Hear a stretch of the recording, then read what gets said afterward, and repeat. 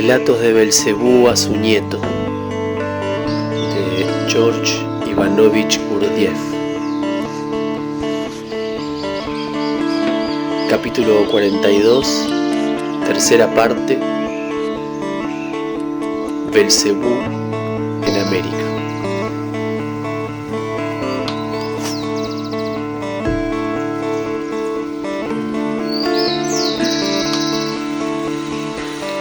Si bien la fruta conservada en esta forma difiere apenas en cuanto al gusto de la fruta fresca y se mantiene durante mucho tiempo, todos los seres del continente Asia prefieren, no obstante, la fruta fresca. Y esto ocurre evidentemente porque en la mayoría de ellos, descendientes de los seres de antiguas comunidades de larga vida, gracias a las posibilidades que les han sido transmitidas por herencia, la cristalización de los datos para la percepción instintiva de la realidad tiene lugar en ellos con mucha mayor intensidad que en la mayoría de tus otros favoritos contemporáneos. Repito que en tu planeta los seres de épocas pasadas, especialmente los que habitaban el continente Asia, ya habían intentado muchas veces el empleo de diversos métodos para conservar productos durante mucho tiempo. Y siempre ocurrió lo mismo. En primer lugar, ciertas personas, gracias a sus observaciones accidentales o conscientes, descubrieron las consecuencias indeseables y dañinas de esta práctica, tanto para ellos mismos como para sus seres cercanos. Entonces, comunicaron esto a todos los otros seres, los cuales, después de realizar observaciones tan imparciales como era posible con respecto a sí mismos, también se convencían de que esas deducciones eran correctas, y finalmente todos dejaban de utilizar estas prácticas en el proceso de su existencia. No hace mucho, también en el continente Asia, ciertos seres intentaron nuevamente encontrar no solo un método que hiciera posible la conservación de sus productos comestibles durante largo tiempo sin deterioro, sino también algún medio totalmente nuevo para disminuir en lo posible el tiempo consumido por la inevitable necesidad visceral de alimentarse con el alimento primario. Y esta vez estuvieron a punto de descubrir un método muy conveniente para este propósito. Puedo darte detalles con respecto a los interesantes resultados de su nueva investigación en este campo, porque no solo conocí personalmente al ser tricerebrado terrestre, que mediante sus trabajos conscientes descubrió el método mencionado, sino que también estuve personalmente presente durante diversos experimentos elucidatorios sobre las posibilidades de aplicar este método a los seres, realizados por el iniciador mismo de estas, por así decirlo, nuevas investigaciones.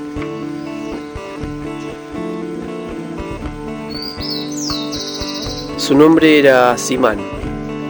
y era miembro de un grupo de seres tricerebrados asiáticos contemporáneos, quienes, después de tomar conciencia de su dependencia esclavizada de ciertas causas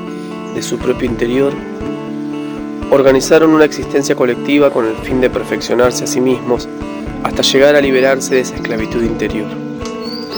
Resulta interesante observar que este grupo de seres tricerebrados terrestres contemporáneos, uno de los cuales era este hermano Asimán, había existido previamente en el país que antes se llamaba Perlandia y ahora Indostán.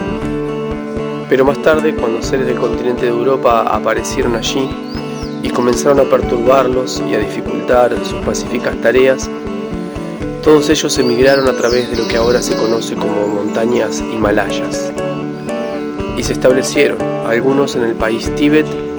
y otros en lo que se denomina valles del Hindu Kush. El hermano Asimán era uno de los que se establecieron en los valles del Hindu Kush. Como el tiempo era algo muy precioso para los miembros de esta hermandad que se esforzaban por alcanzar la autoperfección y el proceso de comer les robaba mucho tiempo, el hermano Asimán, ser muy versado en la ciencia que entonces se denominaba alquimia, comenzó a trabajar muy seriamente con la esperanza de encontrar lo que se llama una preparación química mediante cuya introducción en sí mismo un ser pudiera existir sin perder tanto tiempo en la preparación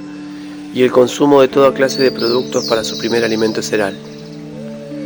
Tras largos e intensos trabajos, el hermano Asimán descubrió para este propósito una combinación de sustancias químicas en la forma de un polvo, el cual, introduciendo la cantidad contenida en un dedal, en un ser una vez cada 24 horas, permitía que este ser existiera sin consumir nada más, excepto agua, como alimento, y realizara todas sus obligaciones viscerales sin sufrir daño. Cuando acerté a visitar el monasterio donde el hermano Asimán existía con los otros hermanos del pequeño grupo mencionado de tus favoritos contemporáneos, este preparado ya había sido utilizado por todos los hermanos durante 5 meses, y el hermano Asimán, con la participación de otros de los hermanos que también estaban familiarizados con este problema, se encontraba intensamente ocupado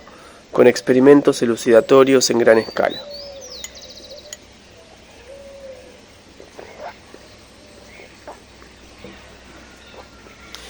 Y estos mismos experimentos les demostraron que esta preparación no bastaba, en última instancia, para la existencia cerebral normal. Después de comprobar esto, no solo abandonaron por completo el uso de este preparado, sino que incluso destruyeron la fórmula para prepararlo, descubierta por el hermano Asimán. Varios meses después visité el monasterio y observé personalmente el documento que estos hermanos habían redactado el día en que decidieron dejar de emplear esta preparación indudablemente sorprendente. El documento contenía, entre otras cosas, varios detalles sumamente interesantes acerca de la acción del preparado de Asimán. En él se declaraba que cuando el preparado se introducía en la presencia del ser, ejercía, además de su propiedad alimenticia, una acción particular sobre los llamados nervios errantes del estómago. Como consecuencia de esta acción, no solo desaparecía en los seres la necesidad de alimento, sino que además se desvanecía totalmente todo deseo de introducir en sí mismo cualquier otro producto comestible. Y si algo se introducía por la fuerza, transcurría mucho tiempo antes de que desapareciera la sensación y el estado de desagrado provocado por ello. También se afirmaba que al principio no se había observado cambio alguno en la presencia de los seres que se alimentaban con ese preparado. Ni siquiera su peso disminuía. Solo después de 5 meses su efecto dañino para la presencia común de un ser se evidenció en el debilitamiento gradual del funcionamiento de ciertos órganos perceptivos y de las manifestaciones de su capacidad y sensibilidad. Por ejemplo, se les debilitaba la voz, la vista, el oído, y así sucesivamente cada vez más. Además, en la mayoría de ellos se observaron cambios en su estado psíquico común desde el comienzo de este desarreglo de dichas funciones viscerales. En el documento redactado por los hermanos había, entre otras cosas, una larga descripción de los cambios que se producían en el carácter de los seres después de 5 meses de uso del notable preparado de Asimán. Y a modo de ilustración se proporcionaban excelentes y adecuadas comparaciones. Aunque los ejemplos mismos que se proporcionaban para la comparación no han permanecido en mi memoria, no obstante, gracias al sabor, por así decirlo, de estos ejemplos que he retenido, podré transmitirte su sentido, si utilizo el lenguaje de nuestro respetado Mullah Nasruddin. Por ejemplo, un buen individuo ordinario con un carácter de pan de Dios se tornaba pronto tan irritable como aquellos que quienes nuestro querido Mullah Nasruddin dijo cierta vez: es tan irritable como el hombre que acaba de someterse al tratamiento completo de algún neurólogo europeo famoso. Otras veces, seres que habían sido tan pacíficos como los corderos que los piadosos colocan sobre la mesa festiva durante las más importantes fiestas religiosas, se tornaban inesperadamente tan exasperados como un profesor alemán cuando algún francés, también profesor, descubre algo nuevo en la ciencia contemporánea. O también un ser cuyo amor se asemejaba al de un pretendiente terrestre contemporáneo por una acaudalada viuda, claro que antes de recibir de ella un solo centavo, volviéndose luego tan malévolo como una de esas personas maliciosas que, echando espuma por la boca, odian al pobre autor que en este momento escribe acerca de ti y de mí en su libro titulado Una crítica objetivamente imparcial de la vida del hombre. Este pobre autor advenedizo, dicho sea de paso, será odiado tanto por los materialistas de pura cepa como por los religiosos de 96 quilates, e incluso por esos seres tricerebrados, que cuando sus estómagos están repletos y sus amantes no hacen escenas, son optimistas incorregibles, pero que cuando tienen el estómago vacío son, por el contrario, pesimistas incurables. Ahora que hemos mencionado a este extraño escritor advenedizo, quisiera informarte acerca de cierta perplejidad que hace ya mucho surgió en mí con respecto a él, que ha aumentado progresivamente y que se refiere a una determinada ingenuidad de este escritor. Debo explicarte que desde el comienzo mismo de su existencia responsable,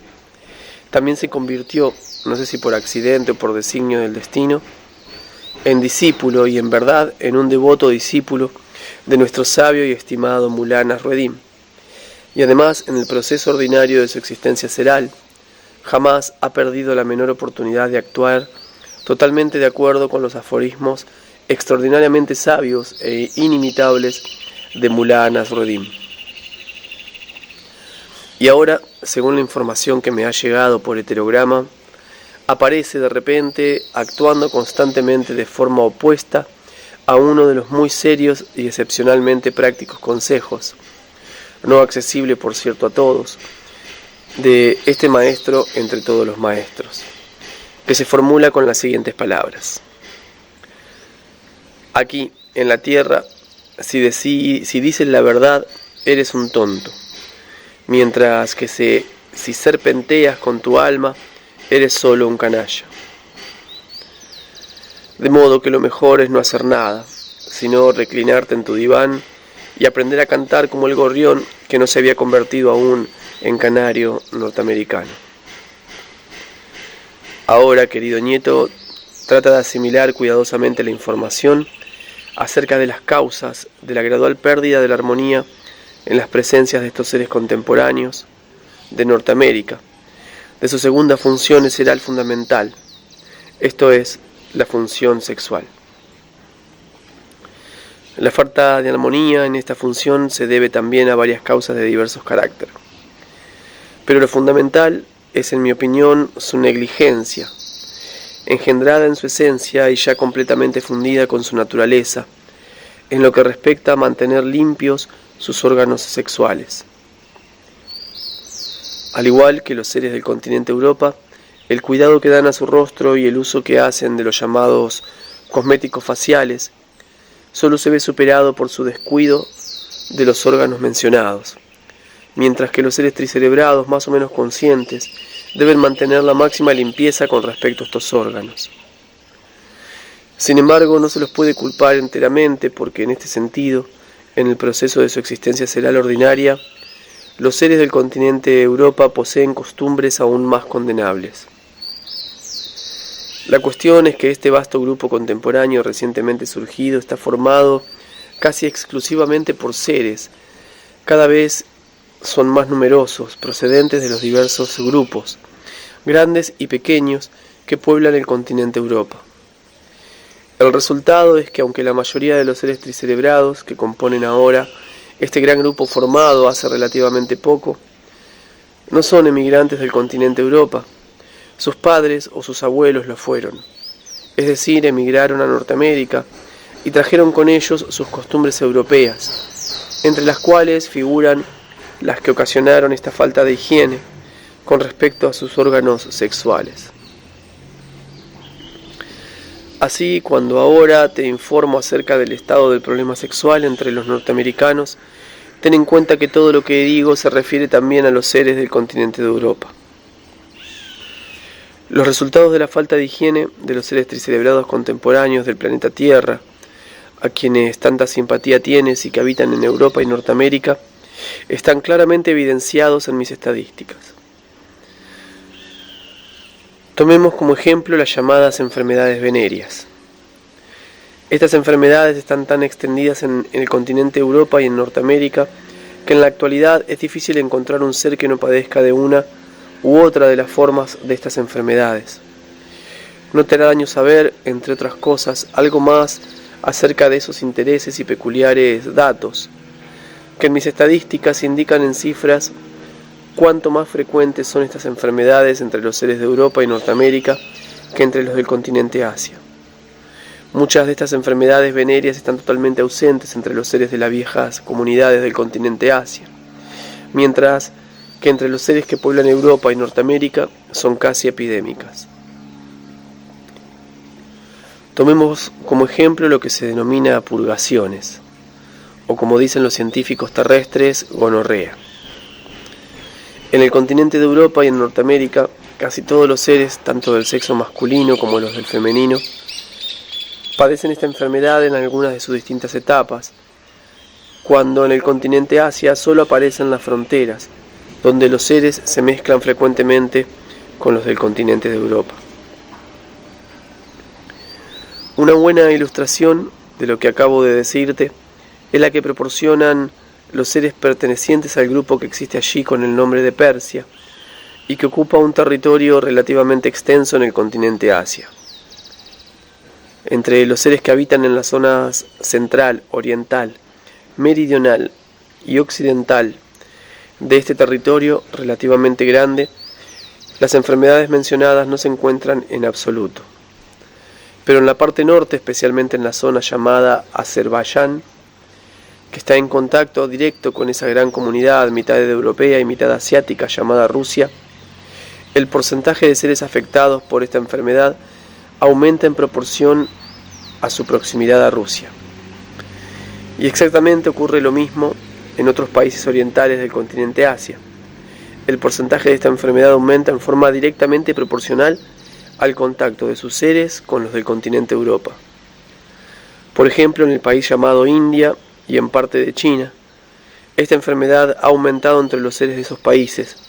especialmente en los lugares donde están en contacto con seres europeos de la comunidad de Inglaterra. Así pues, puede decirse que los principales propagadores de esta enfermedad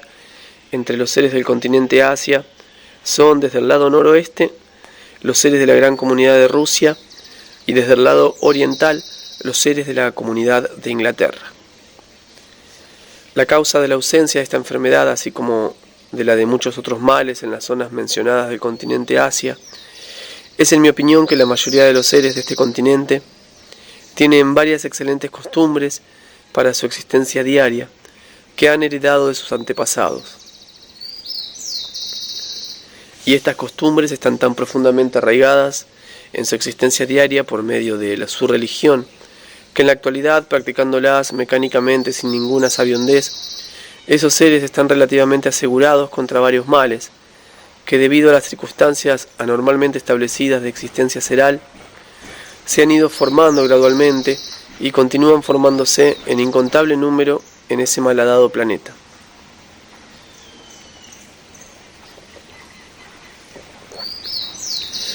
Los seres de la mayoría de los grupos del continente Asia están a salvo de muchas enfermedades venéreas, así como de muchas otras anormalidades sexuales, gracias a costumbres tales como las que por ejemplo se conoce allí con el nombre de Sooniat y Abdest.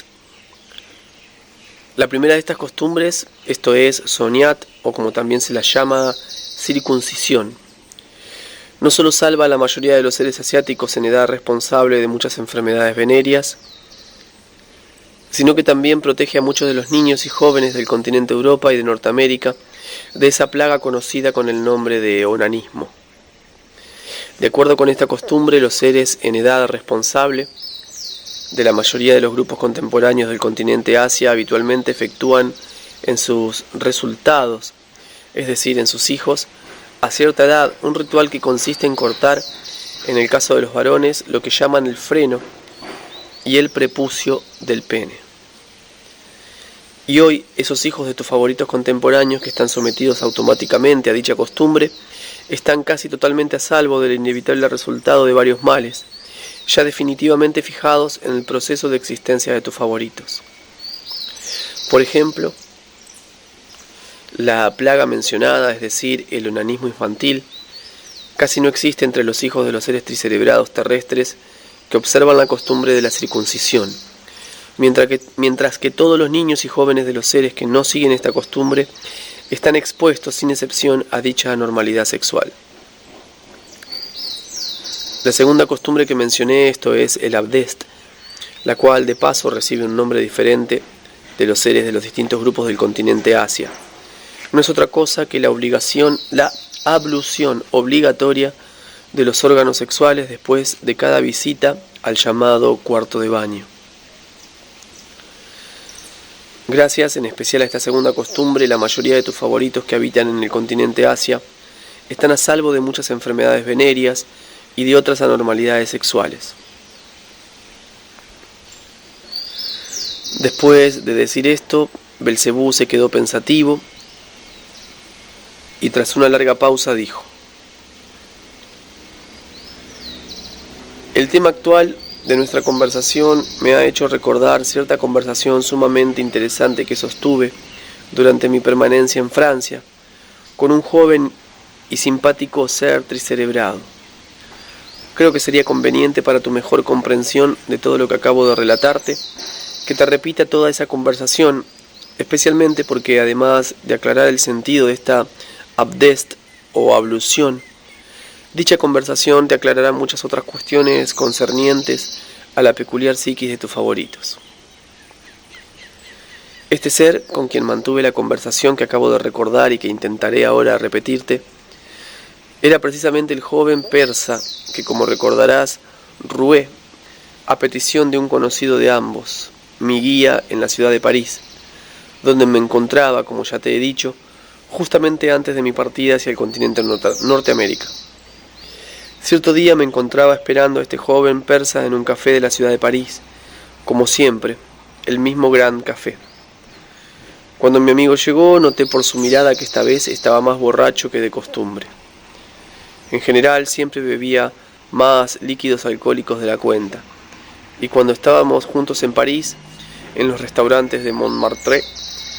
donde era obligatorio pedir champaña, que yo no apreciaba ni bebía, él siempre la tomaba solo con gran placer. Además de estar siempre bebiendo, también era lo que allí se llama un cazador de faldas. En cuanto veía lo que allí se denomina una cara bonita de un ser del sexo femenino, todo su cuerpo y hasta su respiración se transformaban inmediatamente. Cuando noté que esta vez estaba más beodo que de costumbre, y cuando después de sentarse a mi lado, pidió café con lo que allí se denomina un aperitivo, le pregunté: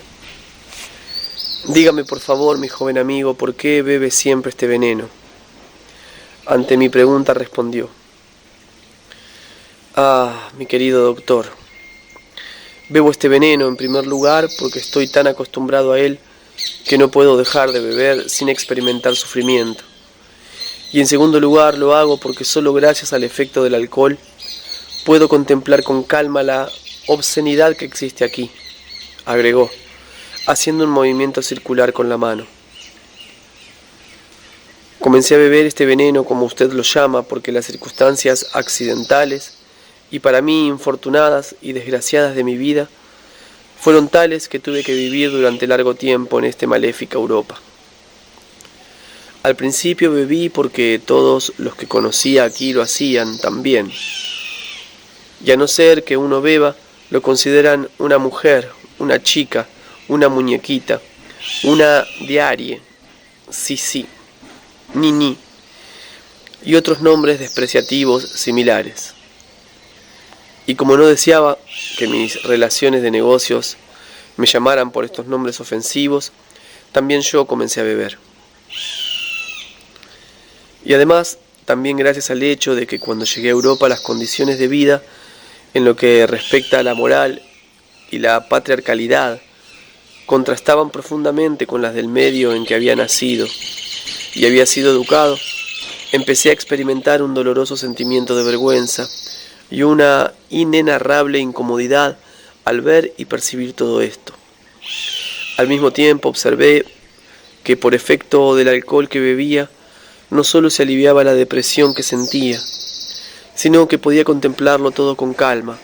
y hasta experimentar el deseo de participar en esta vida anormal, tan opuesta a mi naturaleza y a mis opiniones establecidas. Así sucedió que cada vez que comenzaba a sentir la misma desagradable sensación,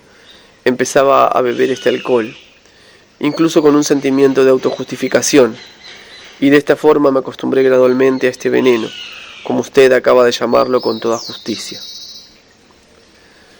Habiendo dicho esto con un impulso perceptivo de dolor profundo, hizo una breve pausa para dar una chupada a su cigarrillo mezclado con tambac, y entonces aproveché la oportunidad y le pregunté lo que sigue. Muy bien, pues supongamos que he comprendido más o menos la explicación de su inexcusable borrachera y que puedo ponerme en su situación. Pero, ¿qué puede decirme sobre ese otro vicio también inexcusable desde mi punto de vista? Esto es, el caérsele la baba por las faldas. Usted corre detrás de unas faldas con tal de que las lleve alguien de cabello largo. Al oír mi pregunta, suspiró profundamente y continuó hablando del siguiente modo. Me parece que contraje este hábito también en parte por la razón que acabo de mencionar, pero creo que esta debilidad mía tiene su explicación en otra causa psicológica sumamente interesante. Naturalmente expresé mi deseo de escucharlo, pero primero sugerí que entráramos en el gran café y nos instaláramos en el vestíbulo del restaurante, ya que fuera había cada vez más humedad. Cuando estuvimos ubicados en el vestíbulo del restaurante, mi amigo continuó del siguiente modo, después de encargar una botella de su famoso champán. Cuando usted vivió entre nosotros en Persia, mi querido doctor, tuvo quizás ocasión de observar la actitud que existe allí, muy específica para nosotros, los persas, en los hombres con respecto a las mujeres. Es decir, en Persia los hombres tienen dos actitudes orgánicas, definidas con respecto a las mujeres, de acuerdo con las cuales las mujeres están para nosotros, los hombres, e incluso inconscientemente de nuestra parte, claramente divididas en dos categorías. La primera actitud es frente a la mujer, la madre actual o futura, y la segunda con respecto a la mujer hembra. Esta propiedad de los hombres de Persia, quienes poseen en su naturaleza los datos para estas dos actitudes independientes y para este sentimiento instintivo, solo comenzó a formarse en épocas recientes, hace alrededor de 2 siglos y medio. Según las explicaciones que cierta vez me dio mi tío mulá, a quien sus conocidos llaman a sus espaldas un mulá de la vieja escuela, parece que hace 2 o 3 siglos, debido a causas que sin duda provienen de ciertas leyes superiores del mundo, los hombres empezaron a guerrear los unos contra los otros en toda la superficie de la tierra, y especialmente entre nosotros, en Asia, más intensamente que de costumbre, y al mismo tiempo el sentimiento de piedad comenzó a declinar en la mayoría de los hombres, y en algunos de ellos desapareció por completo. Y precisamente en este período se extendió entre los hombres cierta forma de enfermedad psíquica, la cual llevó a muchos de los afectados a la locura y al suicidio. Entonces, algunos seres sabios de diversos grupos independientes del continente Asia comenzaron a buscar seriamente la causa de esa desgracia humana, con la ayuda de varias personas representantes de la medicina de la época, la cual, dicho sea de paso, era entonces muy superior a la medicina contemporánea. Después de prolongados trabajos imparciales, descubrieron en primer lugar que los hombres que contraían esta enfermedad eran exclusivamente aquellos en cuyas subconsciencias nunca surgía por algún motivo o por otro ningún impulso de fe en alguien o en algo.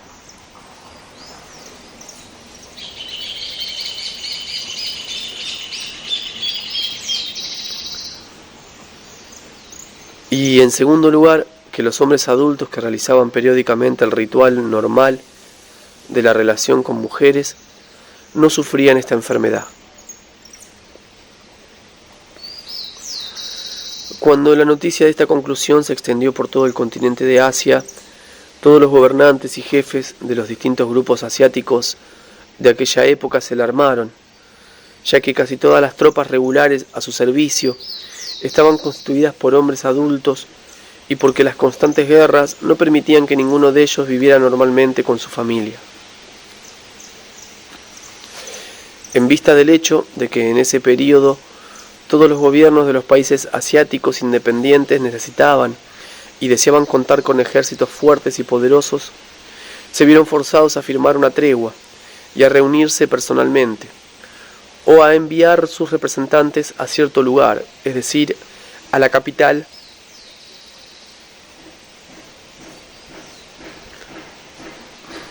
de lo que entonces se llamaba Khanate Kilmantoxiano, con el fin de deliberar para encontrar una solución para la situación que se había creado. Después de profundas reflexiones y deliberaciones, estos gobernantes de los diversos grupos independientes de los pueblos asiáticos, o sus representantes, junto con los representantes de la medicina de la época, llegaron a la conclusión de que era posible solucionar la situación que se había planteado, siempre y cuando se establecieran en todos los lugares del continente de Asia lo que se denomina prostitución. Como ocurre ahora en el continente de Europa, y siempre y cuando los seres detentadores de poder alentaran deliberadamente su desarrollo y cooperaran en su éxito.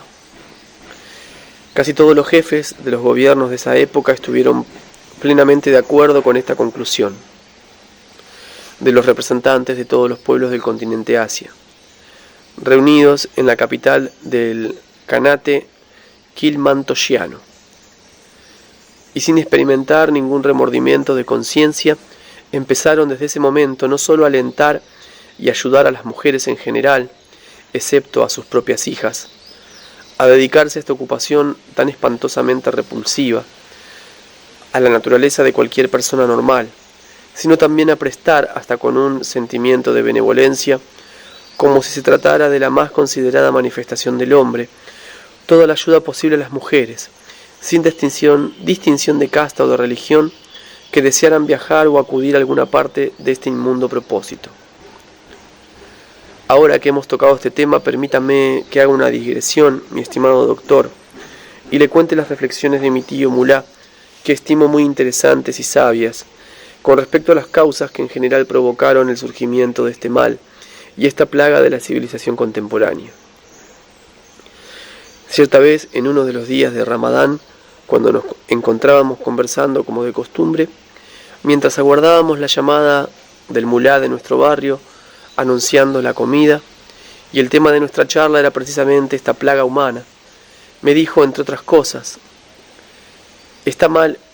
y es injusto que condenes y desprecies a las mujeres de esta clase. La mayoría de ellas no es personalmente culpable de su triste destino. Deberíamos condenar exclusivamente a sus padres, maridos y tutores. Y tendríamos que condenar y despreciar a sus padres, maridos y tutores, quienes han permitido que surja en ellas, durante la edad preparatoria para la edad adulta, cuando aún no tienen su propio sentido común, la propiedad llamada pereza. Aunque en esa edad la pereza es solo automática en ellas, y los jóvenes no tienen necesidad de realizar grandes esfuerzos para vencerla, y pueden, en consecuencia, cuando adquieren sentido común, impedir que los controle totalmente. No obstante, en lo que respecta a la organización del psiquismo femenino, el principio activo debe, debido a los resultados que no dependen de nuestra voluntad, sino de leyes del mundo, participar infaliblemente en cada iniciativa y en cada buena manifestación de las jóvenes. Y es precisamente en los primeros años de la vida adulta de estas infortunadas futuras mujeres madres contemporáneas, gracias a diversas ideas de los seres de la civilización contemporánea referentes a igualdad de derechos para las mujeres, que existen con las palabras de reclamo igualdad de derechos, igualdad de oportunidades, etc. Ideas que ya están difundidas por toda la tierra, que resultan ingenuas para la comprensión de un hombre que ha vivido normalmente su vida y que también son inconscientemente aceptadas por la mayoría de los hombres contemporáneos, cuando estas futuras mujeres, madres contemporáneas, que aún no están completamente formadas y que por un lado no poseen a su alrededor las fuentes necesarias, conformes con la ley del principio activo, tales como sus padres, tutores y esposos, sobre quienes recae la responsabilidad por ellas desde el momento en que contraen matrimonio, y por el otro, gracias al intenso proceso de imaginación y entusiasmo que les es propio, y que también está dispuesto por la naturaleza en esta edad de transición de acuerdo con la ley, con el propósito de materializar mejor los datos para el desarrollo de su sentido común. Ellas absorben gradualmente en su naturaleza misma la mencionada pereza automática, y esta pereza permanece en su naturaleza como una necesidad progresiva e indispensable. Una mujer con semejante naturaleza no desea naturalmente cumplir las obligaciones de una auténtica mujer madre, y en vista del hecho de que ser prostituta le permite no hacer nada y experimentar gran placer, gradualmente se forma tanto en su naturaleza como en la conciencia pasiva que le es propia un factor para el irresistible impulso de ser una mujer hembra. Pero como consecuencia del hecho de que en el instinto de cada una de estas mujeres los datos propios de toda mujer para el impulso de vergüenza no se atrofian súbitamente e inmediatamente, y de que ninguna de ellas, a pesar de todo su deseo mental, puede soportar su condición de prostituta en su propio país, todas tratan siempre instintiva y semiconscientemente de alejarse hacia algún otro país, en el cual, lejos de su tierra natal, sin ninguna molestia interior y también sin hacer nada, puedan abandonarse enteramente a esta profesión, que les resulta personalmente agradable en casi todos sus aspectos. Y en lo que se refiere a la actual preponderancia de esta desgracia humana en toda la tierra, creo que la causa de esto reside única y exclusivamente en esos hombres contemporáneos en quienes, debido a las mismas razones, surge, como en las mujeres jóvenes que son futuras prostitutas, una necesidad orgánica esencial de no hacer nada, salvo disfrutar,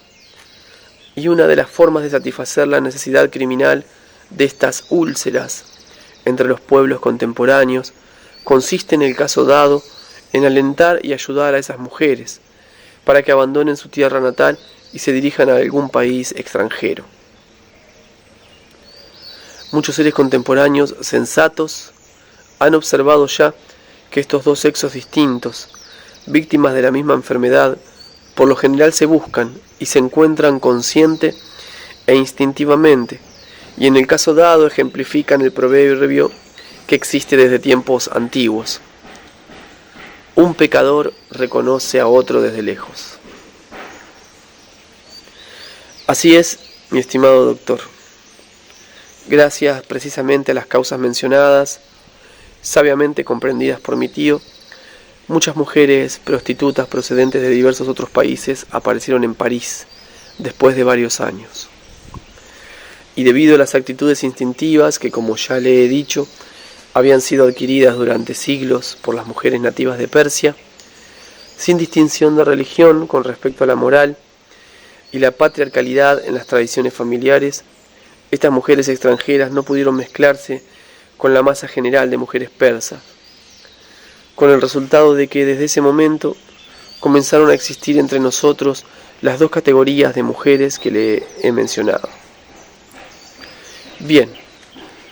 pues debido al hecho de que la mayoría de estas mujeres extranjeras que vivían libremente entre nosotros en Persia e iban a todas partes, a los mercados y a otros lugares públicos,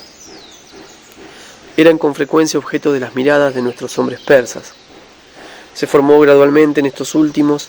claro que inconscientemente, junto con la actitud ya existente para con las mujeres como madres, otra actitud hacia las mujeres como simples hembras. La propiedad de poseer esta definida acritud doble con respecto a las mujeres al ser transmitida por herencia de generación en generación, ha llegado a arraigarse tanto entre nosotros que en la actualidad nuestros hombres no solo distinguen estas dos categorías de mujeres por su apariencia,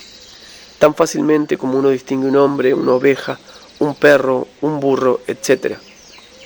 sino que incluso se ha formado en ellos algo que les impide instintivamente confundir la categoría de una mujer con la de otra. Yo mismo podía decir siempre sin equivocarme, y desde bastante lejos, qué clase de mujer era la que pasaba. No podría explicar ahora, aunque quisiera, cómo hacía para distinguirlas, si por su manera de caminar o por algún otro signo, pero es un hecho que podía hacerlo, y que nunca me equivocaba. Aunque, como ya le he dicho, ambas categorías de mujeres llevaban velos similares.